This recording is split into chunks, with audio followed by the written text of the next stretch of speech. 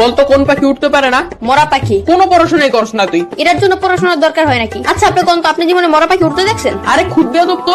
এই তোর নাম কি? কথা গুরান কে মরা পাখি উঠতে পারে? এই তুই থাকুস কই? আমার বাসায় থাকি। বদমাইশ, তোর বাসা কই এটা জিজ্ঞাসি। না আপনি জিজ্ঞেসেন আমি কই থাকি। আজব তো, এবার কত তোর বাসা কই? আরে আমি যেখানে থাকি ওই জায়গায় আমার বাসা। তোর কিন্তু আমি মাইর দিমু। পড়া তো পারস না, আবার তেরামি করস। কেন কোন পড়া পারিনি আমি? ওইদিন তোর একটা অঙ্ক জিজ্ঞাসিলাম, পারস নাই। কোন অঙ্ক পারি নাই? ধরেন এখন ধর তোর কাছে 20 টাকা আছে, তুই 10 টাকা তোর বন্ধুরে দিলি, তোর কাছে কয় টাকা থাকে? আপনি অঙ্ক বাদ দেন, আমি কি এতই বললাম যে 10 টাকা দিয়া দিমু? এই যে কোথায় কোথায় বেয়াদবি করস। এত সহজ অঙ্ক ধরলাম তাও পারস না। কি পড়স তুই? শার্ট পরি, প্যান্ট পরি, গেঞ্জি পরি, জুতা পরি। ওই স্যার করতে হইব না, মাথায় জ্ঞান বুদ্ধি বলতে কিছু নাই তোর। আপনার চেয়ে বেশি আছে। আবার তেরামি করস। তার আমি কি? আপনি আমার বুদ্ধি পরীক্ষা করে দেখেন। তাইলে ক, সমুদ্রের মাঝখানে একটা লেবু গাছ থাকলে তুই লেবু কেমনে আনবি? বাজার থেকে কিনে আনবো। আর আমি বুঝাইতে চাইতেছি যে ওই গাছ থেকে লেবু কেমনে আনবি। ডানা দিয়ে উইরা উইরা। তোর তো ডানাই নাই, ডানা কি তোর বাপে লাগাইবো? সমুদ্রের মাঝখানে লেবু গাছকে তোর বাপে লাগাইবো?